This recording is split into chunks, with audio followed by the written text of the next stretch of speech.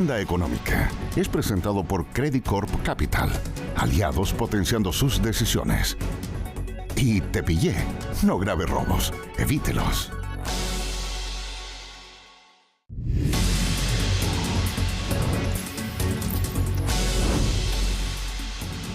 Bienvenidos a la revisión de la Agenda Económica PM de este martes acá en CNN Chile, que tenemos una mala noticia que contarles, porque se aprobó el alza de los planes de las ISAPRES, obviamente esto derivado de la ley corta, entre 9.000 y hasta 42.000 pesos.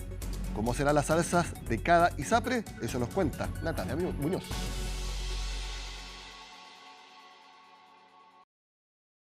Sí sabía, y de hecho con la ISAPRE estoy revisando la posibilidad de modificar el plan, que es para mí y mi hija.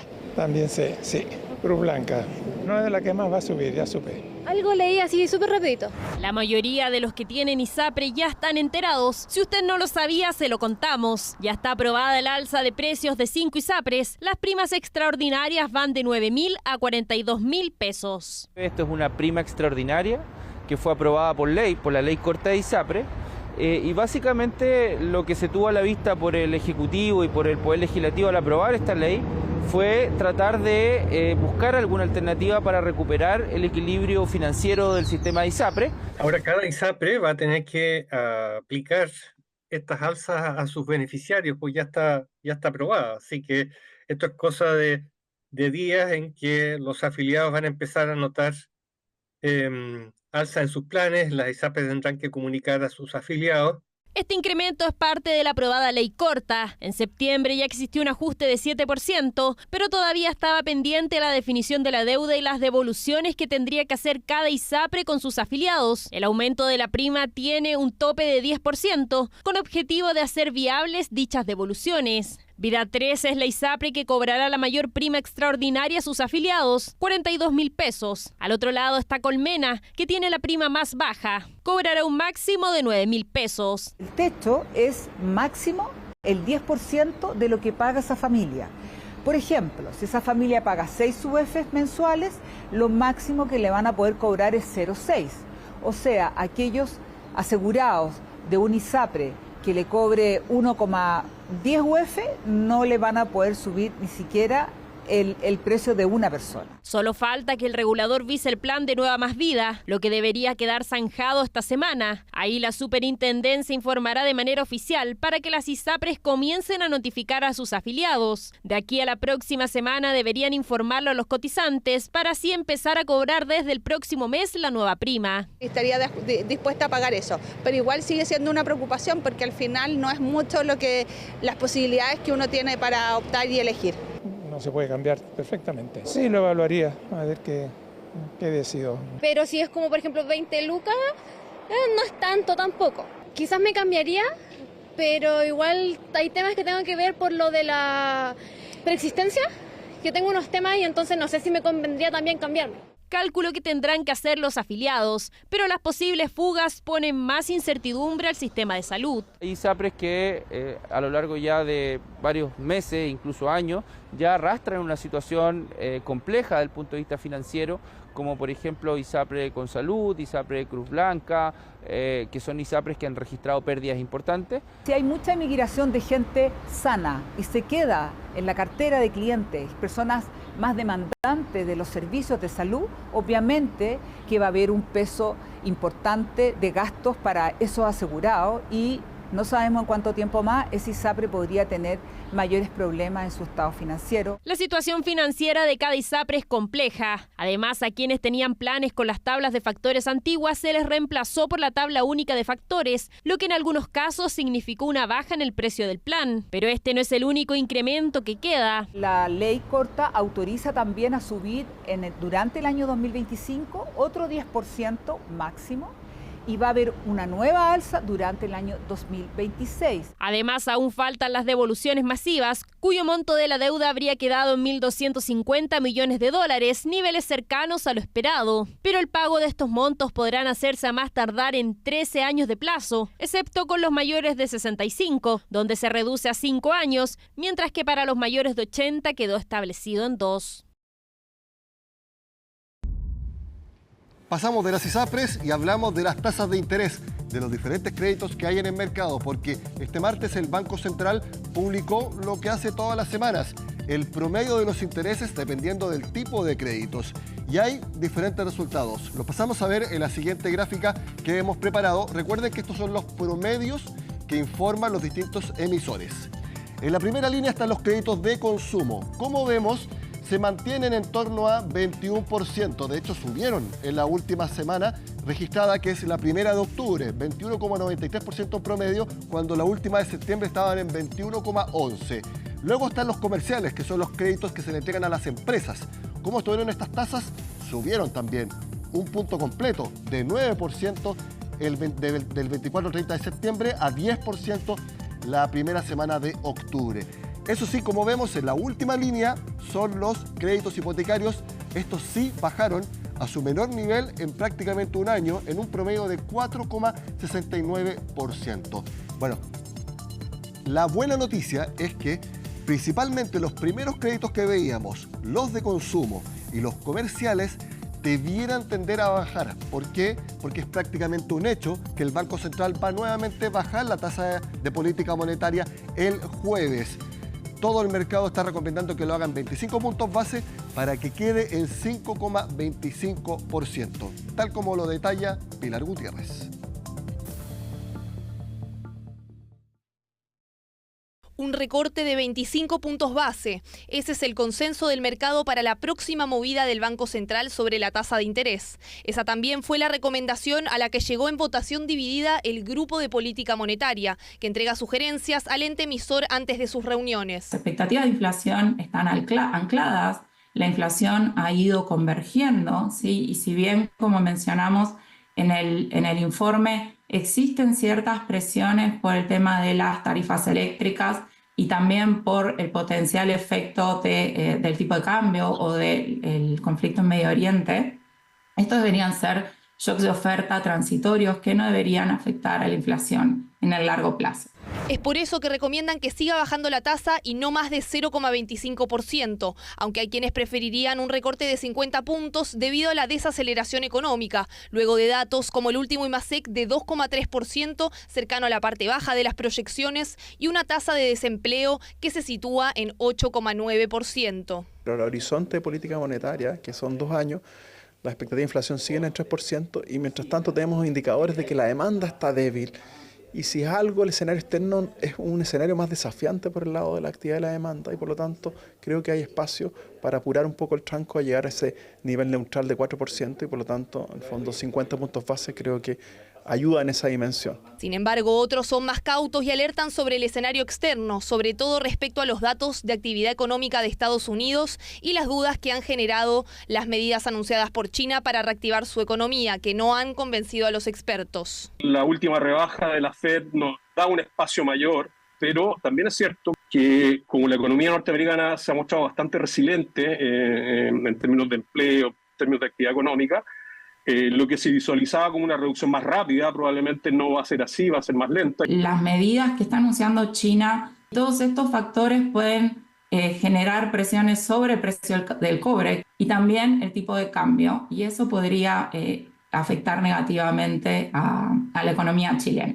En concreto, la tasa pasaría del actual 5,5 a 5,25%, nueva baja que tendría un impacto en los intereses de distintos tipos de créditos, aunque en algunos más que otros. Lo que ha pasado y lo que vemos en los datos es que hay un traspaso desde esta baja de la tasa de política monetaria hacia las tasas de intereses de los créditos. Han ido bajando de acuerdo a lo que uno esperaría ocurra respecto al nivel y a la forma en que está bajando la tasa de interés. En el último mes, las tasas de interés de los créditos de consumo mostraron una baja, aunque durante la última semana subieron levemente. En el caso del tipo comercial, es decir, aquellos que se otorgan a las empresas, estos venían disminuyendo en el último mes, pero la última semana registraron un alza superando el 10% promedio. Las tasas de estos dos son los que se verían más impactados por el recorte del Banco Central. El efecto es mayor en las tasas de interés de más corto plazo y por lo tanto el efecto es mayor en primer lugar en los créditos comerciales. Deberían seguir bajando en línea con la reducción de la tasa política monetaria. Y eso es lo que hemos ido viendo. Después los otros que deberían moverse también de la mano de la tasa política monetaria son los créditos de consumo los créditos de consumo también han ido bajando, especialmente los créditos de consumo en cuotas. En el caso de los créditos hipotecarios, la situación es distinta. En el último mes, las tasas se han mantenido bastante estables, sin mostrar grandes variaciones. Con el recorte del Banco Central, este tipo de tasas no se verían afectadas en gran medida en el corto plazo, ya que varían en periodos de tiempo más largos. Algo ayuda, obviamente, ir regularizando la tasa política monetaria, pero es más bien de largo plazo. Lo que sí estamos trabajando con el ministro de Hacienda, con el Ministerio de Hacienda y con la Asociación de Bancos y el Banco de Estado y el Ministerio de Vivienda, es en un proyecto para poder impactar con una tasa directa al crédito hipotecario de 2 puntos lo que estamos planteando, y estamos en conversaciones bien encaminados. Habrá que esperar al jueves, cuando el Banco Central informe su decisión a las 6 de la tarde. Hacemos la pausa y al regreso analizamos por qué es relevante que las concesiones marítimas, muy importantes para determinados proyectos de inversión, ya no sigan siendo vistas por el Ministerio de Defensa, sino que por el Ministerio de Bienes Nacionales. Al regreso acá en Agenda Económica.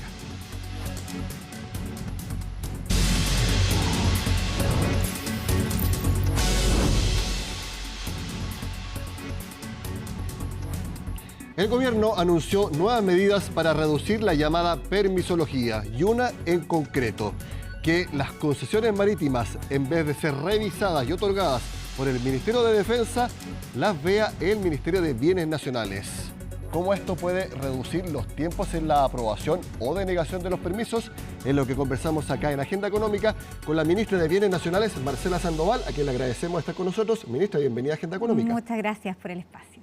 Ministra, concesiones marítimas, ¿las personas pueden tener alguna noción de qué significan este tipo de permisos? Pero mejor explíquelo usted.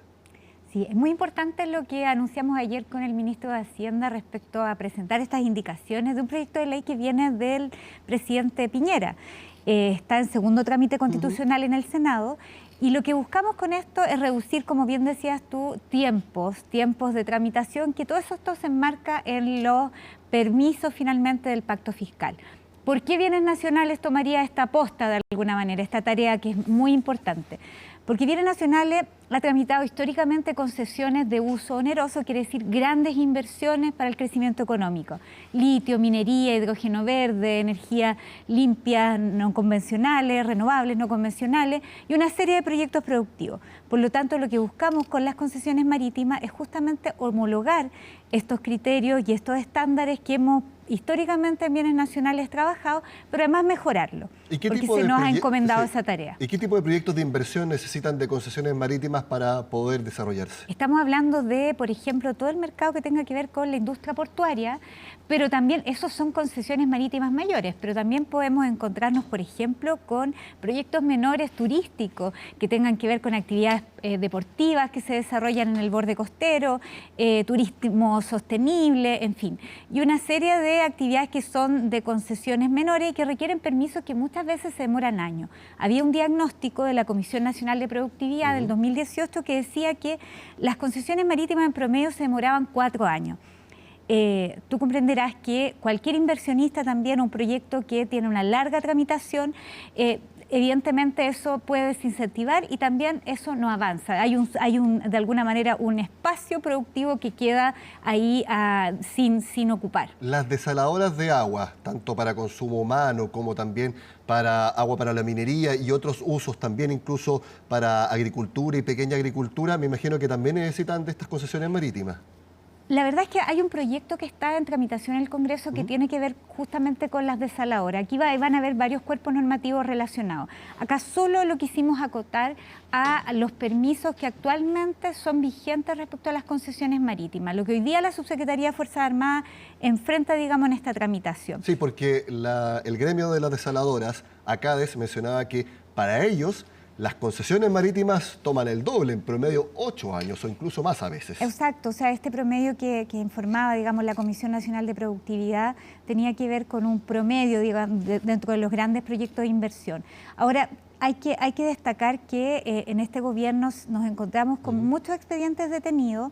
La Subsecretaría de Fuerzas Armadas, acompañada del Ministerio de Economía, inició un proceso administrativo que hizo reducir en 70% estas tramitaciones. Esa información nos sirvió mucho como para diagnosticar y decir cómo podemos mejorar. Pero ¿por qué traspasarlo después de una tramitación que de alguna manera había un nuevo impulso en la Subsecretaría de Fuerzas Armadas? Porque las competencias de tramitación de permisos finalmente territoriales siempre han estado radicadas en bienes nacionales. Y las funciones de policía marítima y fiscalización van a seguir estando radicadas en la Armada, particularmente en la Directemar. Eso es lo que proponemos. Básicamente el patrullaje costero va a seguir ahí. Sí, es importante la fiscalización porque es algo que además está mucho más relacionado con la naturaleza de su función. Sí, yo nunca he escuchado la Directemar. Sí, la dirección sí. Que es la que otorgaba estas concesiones marítimas. O sea, la otorga hasta ahora, porque esto todavía es una indicación a un proyecto de ley. Una indicación que esperamos sea bien recibida, está en tramitación en segundo trámite constitucional en la Comisión de Medio Ambiente. La verdad es que hay bastante consenso de todos los sectores políticos que tenemos que avanzar en los trámites y los permisos, porque se requería una cirugía mayor que implicara modernización y que no dependiera un poco de la voluntad de la autoridad de turno, sino más bien una reforma estructural que generara procedimientos claros, admisibilidad, que no hiciera dilatar de alguna manera estos procesos. Sí, y entonces usted menciona, ministra, que puertos. Estoy pensando en el megapuerto que tanto tiempo se ha hablado en San Antonio. Yo no sé si depende de estas concesiones marítimas que avance o depende ya de su estudio de impacto ambiental. Todo lo que tenga que ver con borde costero y que esté asociado, digamos, a una concesión marítima, evidentemente va a tener que ingresar por la ventanilla única, de alguna manera, de bienes nacionales, pero además va a contar con informes técnicos ministeriales, tal como cuentan hoy día las distintas concesiones de proyectos productivos que tramitamos en nuestro ministerio. Es decir, si existe una consulta indígena asociada o se tienen que someter a la evaluación de impacto ambiental, por supuesto va a tener que ocurrir eso. Pero acá lo que hemos trabajado es que estos informes puedan darse en paralelo y que luego, o sea, cada institución competente nos arroje esos informes y el ministerio, la autoridad competente, en este caso Bienes Nacionales, haga un informe consolidado y diga sí, acá puede haber una decisión favorable a que este proyecto avance, pero que no nos demoremos 4 años en decir que efectivamente este proyecto avance. Y hay un convencimiento y también una directriz desde el propio presidente Gabriel Boric de que esto se tiene que hacer rápido. Nadie dice que sí a todo evento ni no a todo evento, pero que las decisiones se tomen lo más rápido posible y no estén en una burocracia estatal eterna o lo que hemos visto en el último tiempo, por ejemplo, con el proyecto detenido de Colbún, que hay, al parecer, distintos tipos de decisiones para un mismo proceso dependiendo del tiempo que ha pasado. El presidente ha sido muy claro respecto a las tareas que nos encomendó a distintos ministros y ministras sobre el pacto fiscal. El ministro de Economía ha tenido que tramitar, todavía está tramitando en el Congreso los permisos sectoriales, y el ministro de Hacienda y la ministra de Cultura, en el caso mío, Bienes Nacionales, tenemos que agilizar algunos permisos y trámites que hay un consenso general que durante años esto era lento. Y no necesariamente por falta de voluntad, sino porque efectivamente se requieren procesos de modernización. Porque esto desincentiva el desarrollo de las regiones, desincentiva la inversión también en ciertos territorios. Y por supuesto lo que queremos es que sin saltarnos, por supuesto, ningún tema legal ni normativo, podamos agilizar estas tramitaciones. ¿Y por qué se bajaría a la mitad, de 4 años a 2 años o 1 año y medio? Estamos siguiendo de alguna manera la experiencia que tiene el Ministerio de Bienes Nacionales. Bienes Nacionales en promedio se demora 1 año y medio a 2. Pero en paralelo, apoyados por el Ministerio de Hacienda y preparándonos también posiblemente a tomar esta función de la gestión de las concesiones marítimas, hemos hecho un proceso de modernización que esperamos el 2025 ya mostrar los primeros resultados de que también nuestros trámites demoren menos de 1 año y medio y 2. Las concesiones, estamos hablando de las concesiones de grandes inversiones públicas. Sí, y también son menos trámites, que los que sean innecesarios o papeleo doble también se eliminen? Acá el diagnóstico, más que eliminar, porque acá todo lo que tenga que ver con la normativa no se elimina, por supuesto que no, pero acá lo que estamos haciendo es usar criterios eficientes. Habían procesos que eran como de ida y vuelta, iba a un ministerio, volvía y entraba a una institución. Acá hay procesos que pueden correr de manera paralela. Entonces, esto de que varias autoridades se pronuncien respecto a un proyecto, que exista una admisibilidad inicial, que establezca claramente estos requisitos y que nuestra propuesta diga que en esa admisibilidad, en no más de 20 días, como ministerio digamos, sí, cumple todos los requisitos usted para ingresar, pero eso a veces no ocurría, esa admisibilidad. ni en las concesiones marítimas y en las nuestras tenemos un control de admisibilidad, pero no con plazos, y eso es lo que estamos estableciendo. Plazos para que efectivamente todas las instituciones del Estado cumplamos. Y es muy importante también lo que usted señala, que esto sea rápido, pero respetando la normativa ambiental, porque el avance en un sentido no significa necesariamente que se vaya a menoscabar el otro. Por supuesto, acá tiene que haber una plena conciencia y convivencia con el territorio. De hecho, nuestro gobierno también pretende trabajar y avanzar en todo lo que tiene que ver con la política nacional de las zonas costeras, que es un tema mucho más amplio, mucho más complejo y que por supuesto también va a tener que abordar el tema de las concesiones marítimas, las acuícolas, la ley Lapquienche y otros temas. Pero eso es mucho mayor y eso significa también poner un marco rector para entender que los territorios necesitan de distintos elementos. Resguardar el patrimonio natural, pero también la convivencia con las comunidades indígenas y otros sectores. Sí, hay un ejemplo concreto de cómo el que Bienes Nacionales revise estos permisos puede acelerar los proyectos. Y cuando digo acelerar nuevamente es tener una resolución antes, no significa con menores estándares ambientales. Exacto. El mismo Colbún tiene el proyecto Horizonte, que es el mayor proyecto eólico de Chile y también el primero o segundo de Sudamérica. Ellos tienen que levantar una torre de transmisión. Y yo lo consulté al gerente general de Colbún, si fue muy difícil la tramitación, porque depende de los dueños, y dijeron no, fue fácil. ¿Por qué? Porque el dueño era uno solo, Bienes Nacionales. Hay un ejemplo concreto de cómo también el que Bienes Nacionales lo vea puede ayudar a destrabar los proyectos y que no se demoren más de lo necesario. Sí, a nosotros nos toca mucho en nuestra cartera ver los temas de servidumbres para tramitaciones eléctricas, pero también, además de ese ejemplo, hay ejemplos como muy claros, con Ventana al Futuro, que hemos visto varios proyectos de hidrógeno verde. Ahí nos comprometimos a hacer una tramitación sin pasar ningún criterio normativo, pero sí siendo súper acuciosos en la tramitación administrativa y no saltándonos ningún paso. Y ya llevamos 3 proyectos ya concesionados que son muy importantes para el país en términos de energías limpias, pero que demoraron mucho menos de 1 año y medio en su tramitación. Cuéntenos netamente sobre el paso de concesiones marítimas de defensa a bienes nacionales. ¿Está en la Comisión de Medio Ambiente del Senado? Este proyecto está en segundo trámite constitucional en la Comisión de Medio Ambiente del Senado. Estamos esperando que se solicite tratar esta indicación de manera general y particular lo más pronto posible. Ahí yo creo que hay consenso. A mí me tocó ir preliminarmente a dar mi opinión prelegislativa de alguna manera sobre la necesidad de abordar este permiso. Yo diría que hay un consenso político de avanzar. Ahora, en los pasos, en el detalle, podemos a lo mejor encontrar algunas diferencias, pero desde el gobierno estamos muy dispuestos a poder generar esas conversaciones para tener el mejor permiso. Pero, por ejemplo, para que se apruebe antes del receso legislativo. Tenemos mucha intención de que esto avance, así que vamos a hacer todas las conversaciones para que eso ocurra. Marcela Sandoval, ministra de Bienes Nacionales, muchas gracias por venir a explicarnos este tema acá en la Agenda Económica. Muchas gracias a ti. De esta forma terminamos el programa de este martes. Sigan con nosotros acá en CNN Chile.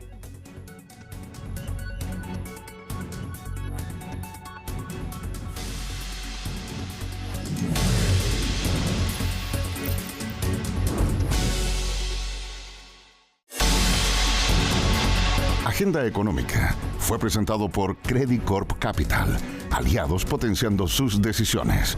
Y Te Pillé, no grave robos, evítelos.